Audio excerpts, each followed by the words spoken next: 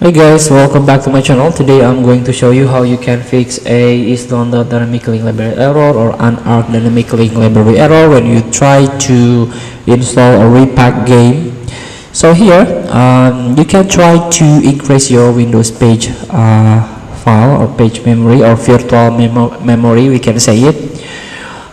In order to do that, you have to open the system properties by hold Windows key and R key on your keyboard. And this is the run box, so you need to open sysdm.cpl here.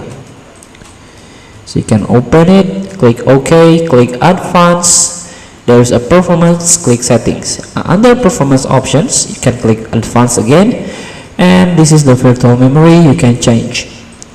Here you can untick this box in order to manually manage paging file size for all drive, and click Custom Size. So here you can fill initial size by 400 and maximum size by 3000.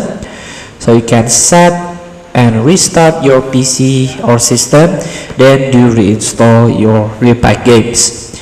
Feel free to try. Thank you for watching. Don't forget to comment, like, and subscribe. Also click this button below. See you in the next video.